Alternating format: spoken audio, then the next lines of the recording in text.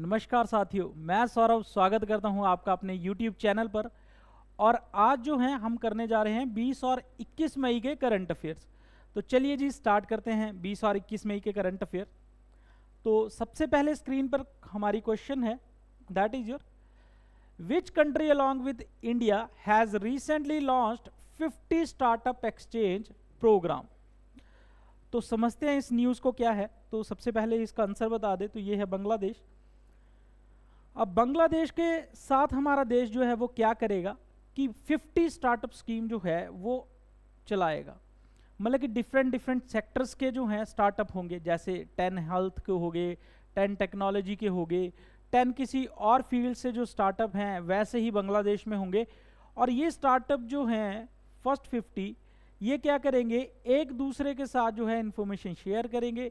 Even though कुछ लोग जो है बांग्लादेश से आएंगे और भारत में इन स्टार्टअप्स में रहेंगे, और कुछ लोग जो है भारत से जाएंगे बांग्लादेश में जो स्टार्टअप हैं उनमें भी पार्टिसिपेट करेंगे और देखेंगे कि दोनों जो हैं कौन सी टेक्नोलॉजी और क्या क्या यूज़ कर रहे हैं। तो काफ़ी अच्छी स्कीम है ये बांग्लादेश के साथ। आइए जी थोड़ा सा डिटेल में पढ़ते हैं। तो यहाँ पे क्या किया गया है, जैसा कि मैंने बताया 50 स्टार्टअप जो हैं वो पिक किए जाएंगे बांग्लादेश एंड 50 फ्रॉम इंडिया, जो अपनी अपनी इंफॉर्मेशन जो है वो एक्सचेंज करेंगे। अंडर दिस प्रोग्राम क्या होगा कि फर्स्ट ग्रुप ऑफ 10 स्टार्टअप, ठीक है, companies belonging to the sector such as, जो सेक्टर वाइज इनको डिवाइड किया है 50 करेंगे, 10-10 हर सेक्टर से उठाएंगे। जैसे 10 उठाएंगे ई कॉमर्स से, 10 हेल्थ से, 10 ट्रांसपोर्ट से, 10 लॉजिस्टिक्स से, 10 एनर्जी से, 10 ऐसे ऐसे एजुकेशनल और यहाँ से स्किल डेवलपमेंट। तो इनसे जब हम टॉप के जो हैं इंस्टीट्यूट्स या फिर आप बोल सकते हैं स्टार्टअप उठाएंगे तो उनमें जो है ये लोग पार्टिसिपेट करेंगे। जैसे बांग्लादेश के जो लोग हैं, जैसे ई कॉमर्स के भारत में आएंगे और यहाँ के ई कॉमर्स के स्टार्टअप को देखेंगे। स्किल डेवलपमेंट के तो बांग्लादेश से आएंगे, यहाँ पे इनके स्टार्टअप्स को देखेंगे। तो बांग्लादेश से जो लोग हैं वो 5 डे की विजिट पे आ रहे हैं इंडिया, जो 8 मई से 12 मई तक यहाँ पे रहे थे। अब कुछ लोग जो है भारत से जो है वो जाएंगे बाहर बांग्लादेश में, वहाँ पे देखेंगे। तो ये फ्रेमवर्क जो है ये लॉन्च किया गया है प्राइम मिनिस्टर नरेंद्र मोदी के द्वारा दो देशों के बीच। जो आपको लग गया है पता कौन कौन है आपके पास, एक तो है बांग्लादेश और दूसरा है हमारे पास हमारा देश भारत। बांग्लादेश में अगर बात की जाए, बांग्लादेश हाल ही में करंट में न्यूज़ में बना हुआ है। तो उन न्यूज़ का क्या रीज़न था, तो बांग्लादेश में सबसे पहले सबमरीन बेस जो है वो, पहली न्यूज़ क्या है कि सबमरीन बेस जो है वो स्टार्ट कर रहा है बांग्लादेश खुद का, ठीक है। और दूसरा, बांग्लादेश में यूथ क्लाइमेट समिट हो रही है, क्लाइमेट समिट, ठीक है। और इनके जो हैं इतनी अच्छी न्यूज़ है इनमें, और भारत के साथ जो है इनका काफ़ी अच्छा चला हुआ है। और एक और न्यूज़ है इनके मोहम्मद शाहबुद्दीन, बांग्लादेश के मोहम्मद शाहबुद्दीन बांग्लादेश के 22वें राष्ट्रपति जो हैं, 22nd राष्ट्रपति जो हैं ये बने हैं। तो ये न्यूज़ थी बांग्लादेश के बारे में जिनको लेकर हाल ही में ये करंट में बना हुआ था। तो ये भी काफ़ी इम्पॉर्टेंट है, जैसे कि मैं हर बार बताता हूँ लास्ट के कुछ 2-3 महीनों में जो भी घटनाएं हुई हैं वो भी हम कवर करने की कोशिश करते हैं। तो इन न्यूज़ को भी अच्छे से सुना करें और रिकॉल किया करें माइंड में।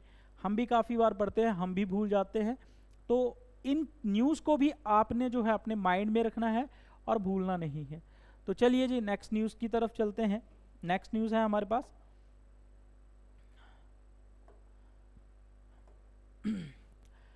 recently who won gold medal in hammer throw and silver medal in discus throw। तो दोनों में एक ही आदमी है in the age of 50+ category, ठीक है, at the Asia Pacific master games 2023। South Korea में ये गेम्स जो हैं चली हुई है, कौन सी, एशिया पैसिफिक मास्टर गेम्स, ठीक है। इनमें जो एक व्यक्ति हैं 50+ में, उन्होंने 2 अवार्ड जो जीतते हैं। एक तो गोल्ड मेडल जीता है आपका जेवेलियन में, सॉरी आपकी हैमर थ्रो में। आपको पता है कि एक गोला है वो घुमाते हैं ऐसे चेन से पकड़ के, जैसे ये व्यक्ति है पिक्चर में आप देख पा रहे हैं। और दूसरा जो है डिस्कस थ्रो, इसमें जो है सिल्वर मेडल जीता है। अब आप सोच रहे होंगे ये न्यूज़ इतनी इम्पॉर्टेंट क्यों है कि एक 50+ का आदमी जो है वो गेम्स में जा रहा है, वहाँ से गोल्ड और सिल्वर लेके आ रहा है, तो ये न्यूज़ में क्यों है, क्यों बना हुआ है। तो इसका रीज़न है कि ये व्यक्ति जो है वो हिमाचल से है और हिमाचल के करंट अफेयर्स में ये न्यूज़ जो है वो पूछी जाएगी। इस वजह से हिमाचल का कोई भी व्यक्ति है अगर वो न्यूज़ में बनता है तो उससे करंट अफेयर जो हैं, चाहे आप HAS का एग्ज़ाम दे, चाहे आप पटवारी का एग्ज़ाम दे, चाहे आप HP कंडक्टर का एग्ज़ाम दे, कोई भी एग्ज़ाम दे, उनमें पूछा जाएगा। ठीक है, तो हम पढ़ लेते हैं ये व्यक्ति कौन है। तो ये व्यक्ति हैं आपके option number A, that is your Ashwani Awasthi. तो अश्वनी अवस्थी जो है ये गए थे साउथ कोरिया, ठीक है, और वहाँ पे इन्हें जो है एक तो गोल्ड मेडल मिला है हैमर थ्रो में, और दूसरा डिस्कस थ्रो में जो है वो सिल्वर मेडल इन्हें मिला है। तो अगर डिटेल में बात करें, बाकी सब कुछ तो मैंने बता ही दिया है, ठीक है। अब रही डिटेल इनकी, तो ये कहाँ से हैं, तो ये गडोनी विलेज है, कहाँ पे, कांगड़ा में, कांगड़ा डिस्ट्रिक्ट से बिलोंग करते हैं आपके अवस्थी जी। तो ये आपने याद रखना है, बाकी सब चीज़ें तो हमने पढ़ी ली है। नेक्स्ट न्यूज़ है आपके पास, काफ़ी इंपॉर्टेंट है। Recently who has been given the charge of corporation department का जो हिमाचल प्रदेश का चार्ज है वो किन्हें दिया गया है, तो वो दिया गया है आपके चीफ मिनिस्टर से एक पद नीचे, डेप्यूटी चीफ मिनिस्टर आपके मुकेश अग्निहोत्री, जो कि हरोली कंस्टिट्यूंसी से बिलोंग करते हैं। इनके पास पहले ही 3 डिपार्टमेंट थे, उसके बाद जो है इनको चौथा डिपार्टमेंट जो है वो दिया गया है, ठीक है। तो अगर बात की जाए इनके पास डिपार्टमेंट्स की, तो देखा जाए तो इनके पास पहले कौन कौन से डिपार्टमेंट थे, तो आपको पता है जल शक्ति डिपार्टमेंट इनके पास है, उसके बाद ट्रांसपोर्ट डिपार्टमेंट इनके पास है, language art and culture department इनके पास है, और चौथा जो डिपार्टमेंट है इनको दिया गया है वो दिया गया है कॉर्पोरेशन डिपार्टमेंट, भी इन्हें जो है वो दे दिया गया है।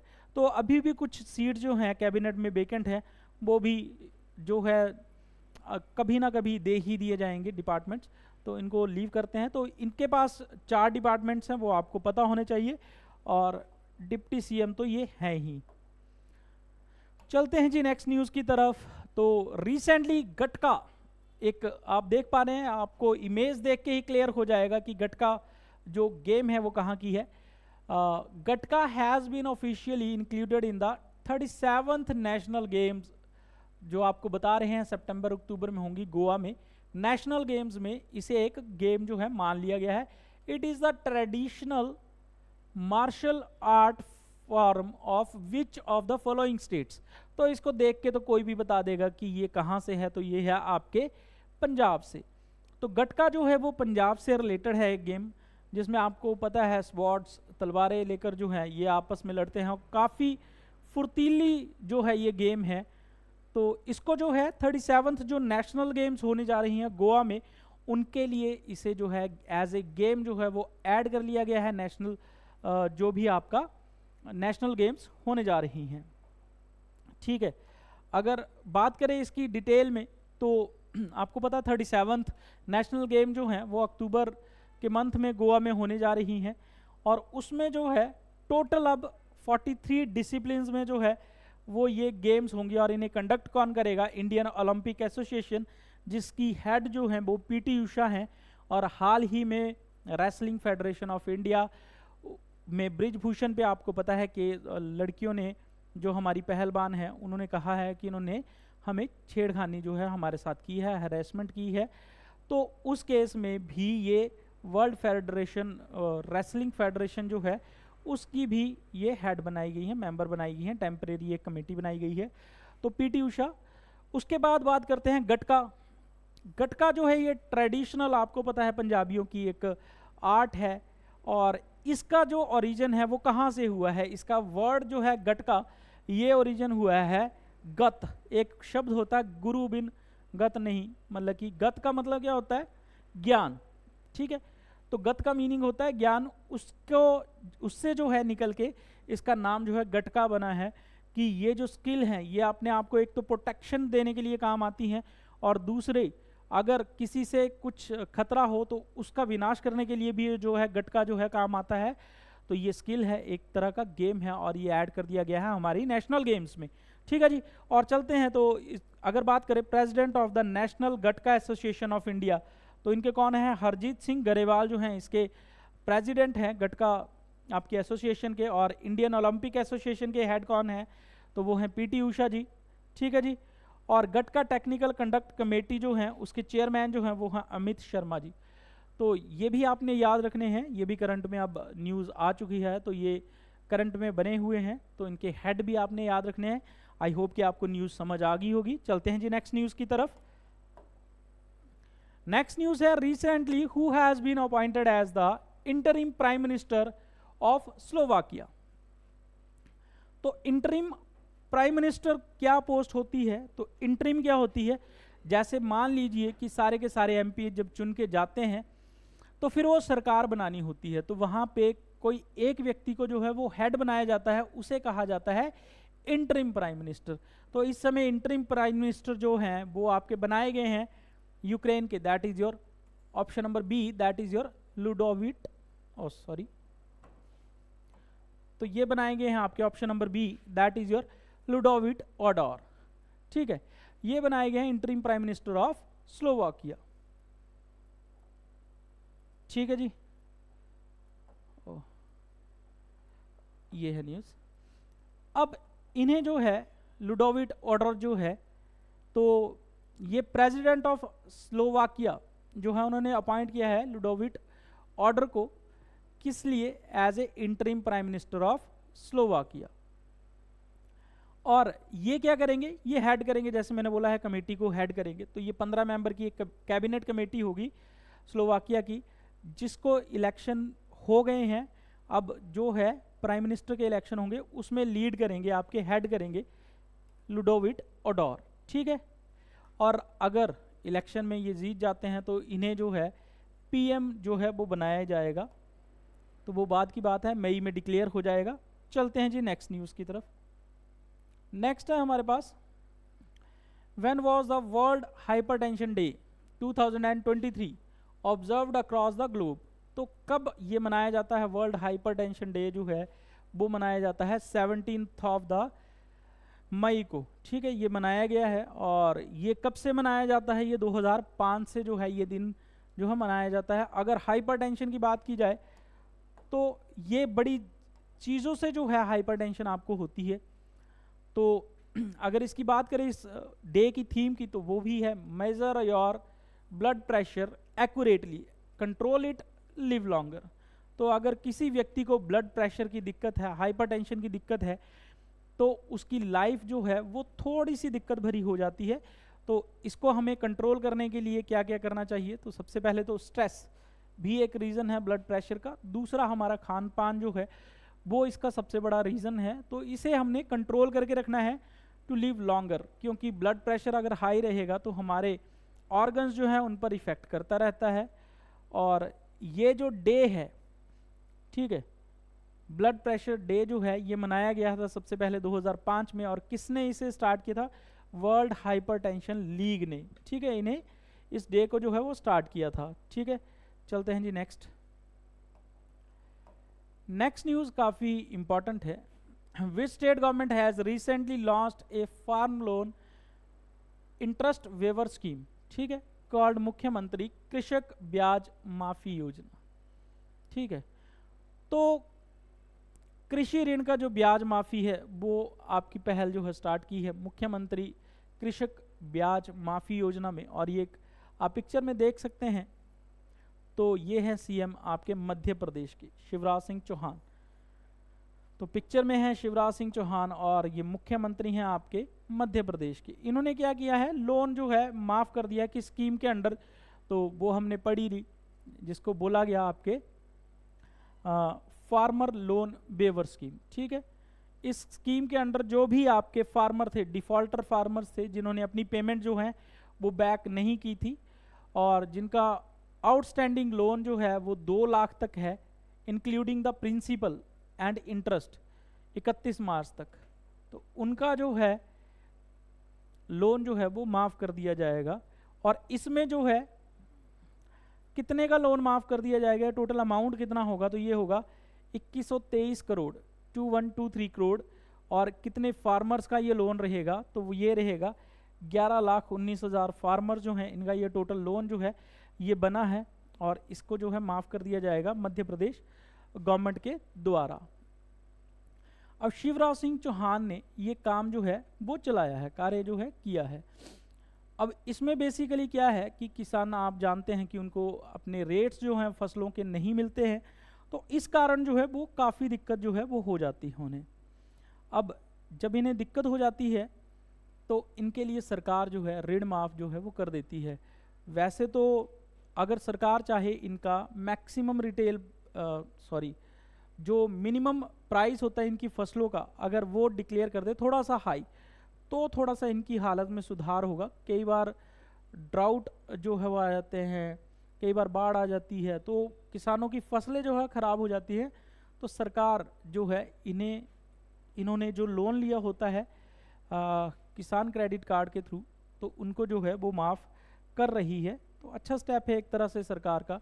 तो जो भी किसान जो हैं काफ़ी दिक्कत में है, परेशानी में है, आपको पता है हद से ज़्यादा फार्मर्स जो हैं वो कई बार आत्महत्या कर लेते हैं इन्हीं लोन के चक्कर में। तो सरकार का एक अच्छा स्टेप है अगर सरकार के पास पैसा है तो, ठीक है।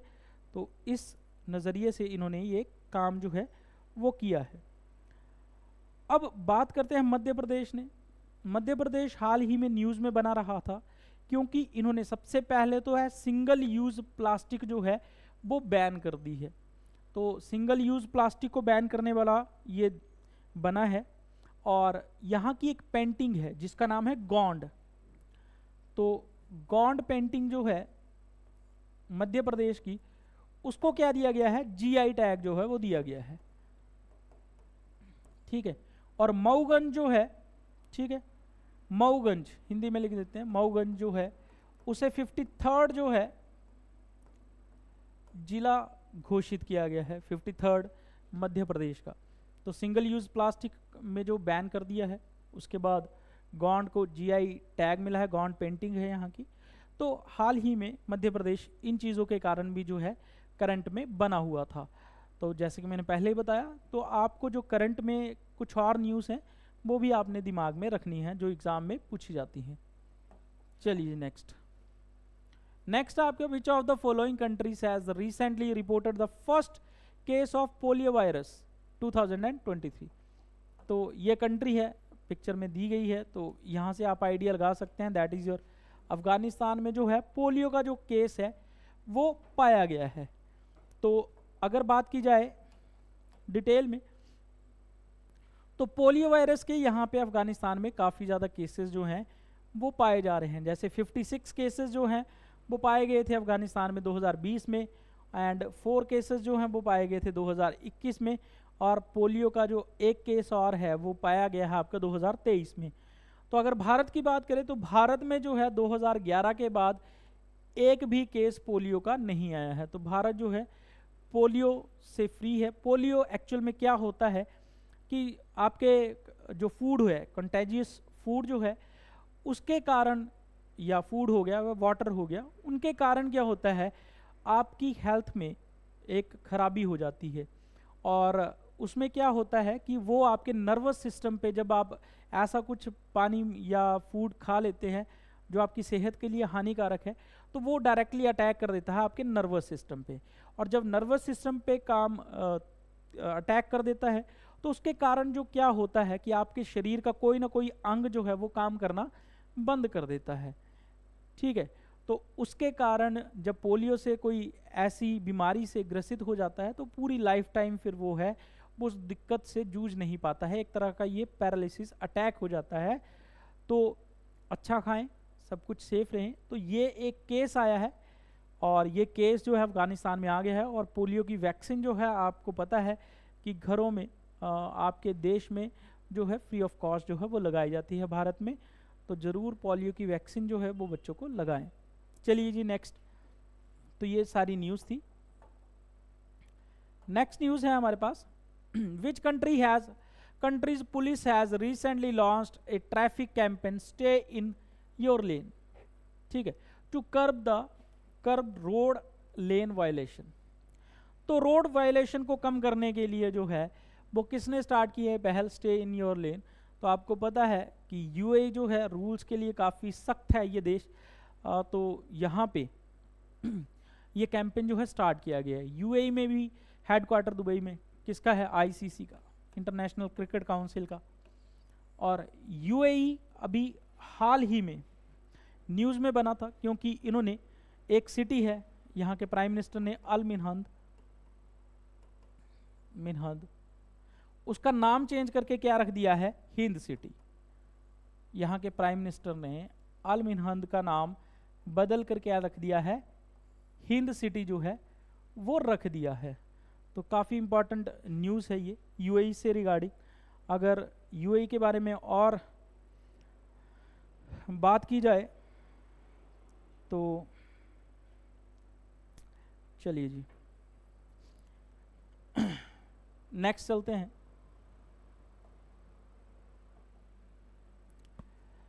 यहाँ पे एक्स्ट्रा चीज़ें जो हैं यूएई में वो बात कर लेते हैं। यूएई के जो शारजा पुलिस है उन्होंने ये कैंपेन स्टार्ट किया है। और अगर यूएई की एक्स्ट्रा इन्फॉर्मेशन ये सारी मैंने पढ़ा दी है आपको।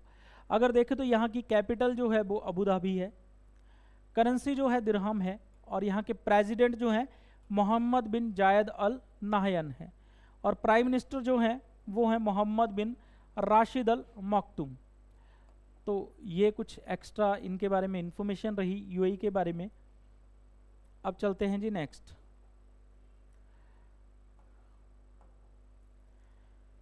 विच ऑफ द फॉलोइंग पोर्ट, ये काफ़ी इंपॉर्टेंट क्वेश्चन है, तो एग्जाम पॉइंट ऑफ व्यू आपके एग्जाम में पूछा जा सकता है। तो which of the following port has won the Sagar Shreshtha Samman award 2023। तो ये किसने जीता है, तो ये जीता है आपके कोचीन, जो कि केरला का एक पोर्ट है, इसने ये अवार्ड जो है वो जीता है। अब बात करते हैं ये अवार्ड क्यों जीता है, तो इसके कुछ रीजंस हैं।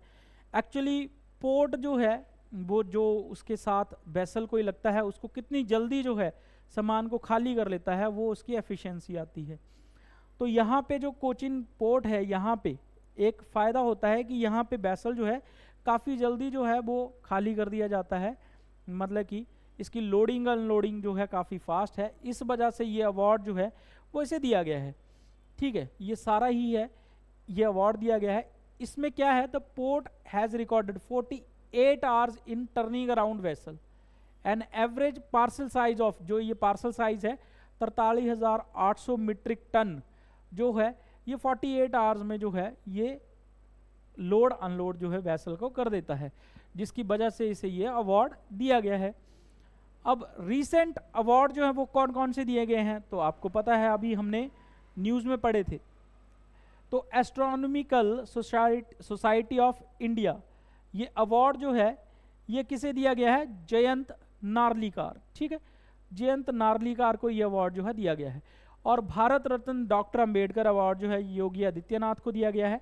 और UNESCO world press freedom prize जो है नीलोफर हमेदी, इलाहा मोहम्मदी और नरगिस मोहम्मदी, इन तीनों को जो है वो दिया गया है, ठीक है। और बाफ्टा फेलोशिप अवार्ड जो है यूके बेस्ड जो है इंडियन ओरिजिन मीरा सियाल जो है उनको जो है ये दिया गया है, ठीक है। तो ये सारे अवार्ड्स भी आपने याद रखने हैं। चलते हैं जी नेक्स्ट है हमारे पास, recently which of the following country has emerged as the India's third largest export destination, export मतलब कि बाहर हम सामान भेजते हैं, after the US and UAE. USA जो है पहले नंबर पे है और आपका यूएई सेकंड पे है और तीसरे पे जो है नीदरलैंड है। तो सबसे ज़्यादा एक्सपोर्ट के मामले में भारत में जो नीदरलैंड है वो थर्ड नंबर पे जो है पहुंच गया है, हाल ही रिलीज हुए डाटा के अनुसार, ठीक है। तो ये रिपोर्ट किसने दी है, तो ये दी है हमारे आपके हाईवे एंड शिपिंग मिनिस्ट्री के द्वारा जो है ये दिया गया है। ये सारा डाटा जो है वो 2021-22 और 22-23 के अकॉर्डिंग जो है वो दिया गया है। अब इसमें जो हम देखेंगे तो इसने किसको जो है ओवरकम किया है, तो नीदरलैंड ने जो है वो यूके, हांगकांग, बांग्लादेश और जर्मनी को ओवरकम करते हुए ये जो है तीसरे नंबर पे जो है वो पहुंच गया है। ठीक है जी। और नीदरलैंड ने अपना एक्सपोर्ट जो है वो कितने से बढ़ाया है, तो इन्होंने अपना एक्सपोर्ट जो है 48% से जो है वो बढ़ा दिया है, जिसके कारण जो है ये तीसरे नंबर पर भारत की सबसे ज़्यादा एक्सपोर्ट जो थिंग्स करते हैं उनमें ये तीसरे नंबर की कंट्री जो है वो बन गई है आफ्टर यूएस एंड यूएई। ठीक है जी। और इनमें क्या क्या प्रोडक्ट्स आते हैं, तो इनमें आपके कौन कौन से प्रोडक्ट जो एक्सपोर्ट कर रही है आजकल, पेट्रोलियम प्रोडक्ट्स। आपको सोचकर हैरानी होगी, तो भारत इस समय एक्सपोर्ट काफ़ी ज़्यादा कर रहा है पेट्रोल। दूसरा है आपका इलेक्ट्रॉनिक्स आइटम्स में, केमिकल्स जो हैं, एल्यूमिनियम गुड्स, रिपोर्टेड पीटीआई, ठीक है, साइटिंग कमर्स मिनिस्ट्री। तो ये जो चीज़ें हैं ये सारी भारत जो है एक्सपोर्ट कर रहा है। अब आप बात करेंगे तो चाइना प्लस वन थीम का फ़ायदा जो है वो भारत के केमिकल सेक्टर को काफ़ी अच्छा रहा था। केमिकल सेक्टर जो है काफ़ी बूम कर रहा है, क्योंकि अभी जो केमिकल्स हैं वो चाइना जो है काफ़ी अच्छी क्वांटिटी में बनाता है। उसके लिए सब देशों ने बोला था चाइना प्लस वन थीम, जिससे कि भारत को बहुत ज़्यादा फ़ायदा हुआ। तो चलते हैं जी नेक्स्ट है रिसेंटली आरबीआई जो है, reserve bank of India, has told banks and other regulated entities to ensure a complete transition away from the LIBOR from July 1st 2023. What is the full form of LIBOR? तो RBI ने कहा है कि 1 जुलाई के बाद जो है 2023 के बाद एक बैंक से अपनी ट्रांजिशन जो है वो उनको दूर कर ले। वो कौन सा बैंक है? वो है आपका लंदन इंटरबैंक ऑफर रेट। इससे जो है आप दूरियां बना लें, ठीक है, क्योंकि ये जो है ये रीज़न रहा था 2008 के फाइनेंशियल क्राइसिस का, ठीक है। तो 2008 में जो फाइनेंशियल क्राइसिस जो पूरे वर्ल्ड में हुए थे उनमें इन्होंने काफ़ी बड़ा जो है रोल प्ले किया था। तो आरबीआई ने बोला है कि लिबर और दूसरे एक और है दैट इज़ योर मीबर, जो है एक तो लिबर और दूसरा मिफोर है, ठीक है। इन दोनों से जो है वो दूरी बना के रखें, ये कहा है आपके आरबीआई ने। आपको मैंने बता ही दिया कि ये जो 2008 के फाइनेंशियल क्राइसिस हुए थे तो उसमें लिबर जो है मैनिपुलेशन स्कैंडल के तौर पे देखा गया था, पाया गया था। उस वजह से जो है इनसे दूर रहने की हिदायत दी है आपके आरबीआई ने, ठीक है जी। और जितने भी आपके फाइनेंशियल कॉन्ट्रैक्ट्स हैं और facilitated bye banks and FIRs after 1 जनवरी अब आरबीआई क्या बोलता है कि उन सारे जो कॉन्ट्रैक्ट्स 1 जनवरी के बाद इनके साथ किए गए हैं तो इन पे need for fall back close in all required contracts, तो जो भी कॉन्ट्रैक्ट्स हैं उनमें फॉल बैक जो है वो कर लिया जाए, ठीक है जी। तो लीबर की फुल फॉर्म आप याद रख सकते हैं, ये भी एग्जाम में पूछी जा सकती है, लंदन इंटरबैंक ऑफर्ड रेट। और मिफोर क्या है? Mumbai interbank forward outright rate. इन दोनों से जो है दूरी बनाने के लिए आरबीआई ने जो है वो कहा है, ठीक है जी। तो आरबीआई आपको पता है एक स्टैट्यूटरी बॉडी है, सारे बैंक्स जो है इनके अंडर आते हैं और आरबीआई से परमिशन लेके ही बैंकिंग लाइसेंस जो है बैंक्स को मिलता है। तो ये थे आज के करंट अफेयर्स। आई होप कि आपको आज के करंट अफेयर्स अच्छे लगे होंगे, सेशन को आपने एंजॉय किया होगा। तो मिलते हैं फिर कल इसी सेशन के साथ, और thank you all for attending my lecture. That's all for the day.